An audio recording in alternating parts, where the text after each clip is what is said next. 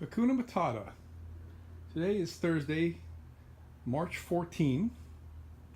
I received this box a few days ago, and I've already fitted it, drilled and deburred the holes where it's going to be mounted on both sides. And I also made the bracketing that I need, which I'll show you here in a minute, and primed and painted it. And so today is installation day. I stopped off at Home Depot and bought a bunch of 3/8 by 1 inch long bolts, lock nuts, and washers. All right, so here's the brackets that are going to hold up this side of the box. So what I did, as you can easily see here, I just explained, where this bracket needed to be mounted, there wasn't a really easy place to mount, so I just added this piece across here, which would give me this straight edge that I could mount this anywhere it needed to go. And did the same thing with this one. All right, on this side, I've got this bracket that holds my air conditioning condenser unit, which is very, very strong and will easily hold this compartment. And not only do I know it's strong, is it only has one condenser unit in it now, and it's designed to hold two. The second one is sitting right there, which is part of the rearmost air conditioner that I removed. So the plan here for today is get this thing installed. I'll share a little bit of my methodology with you. I had the box sitting on my jack, my car jack, with blocks of wood and stuff to make sure I had the right amount of height. And I had it jacked up in here. And it was kind of tough working on this very high degree of slope on my slab. Everything always just rolls downhill on it. I hate it, man. But I got my measurement. I copied from the other side of the bus.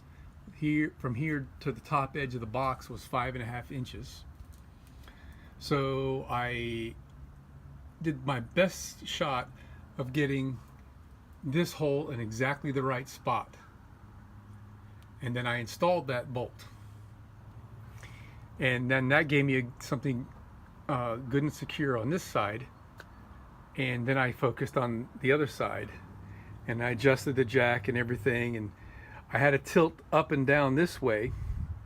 Not necessarily to be plumb up and down, but to be flush with this beam. Plus a little bit because there's sheet metal that's going on top of it. And so that was a little bit of a trick to get all that straight.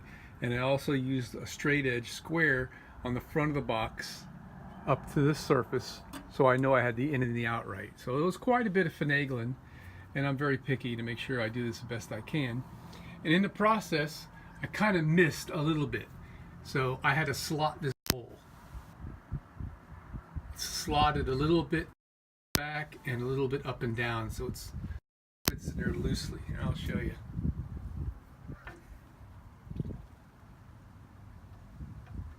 Okay, so that gave me a little bit of an adjustment deal. And once I got everything all tuned and dialed in how I wanted it, then I went and drilled that hole clean through the box and the metal, and that's just a straight shot hole. There's no slotting in it. So let me get the box installed and I'll come back to you. All right, let's do this over again. This is take 2.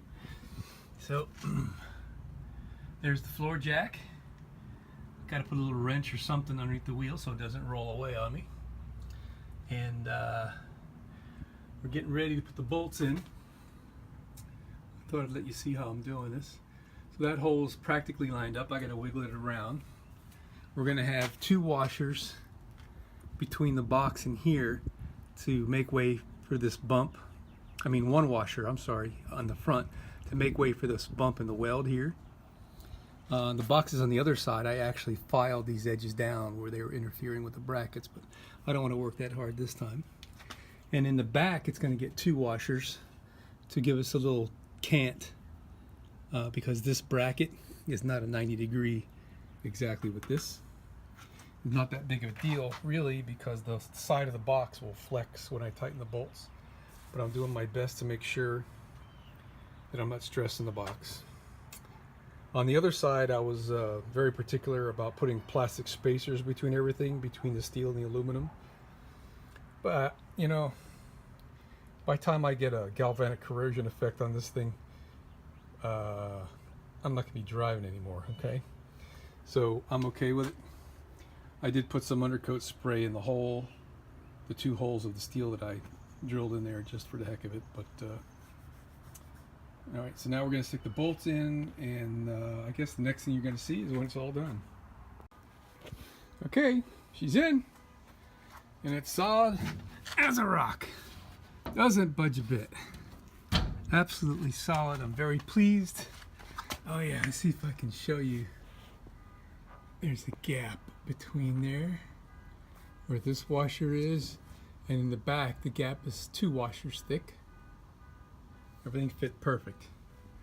I'm flush with this like I want to be, flush with this like I want to be, and I'm flush or parallel with this how I want to be. So next job now is putting the sheet metal. Well, I guess I'll clean this up first and then put the sheet metal. I'm just going to put rivets in these holes. I'm not going to knock myself out trying to patch that with fiberglass and Bondo and everything.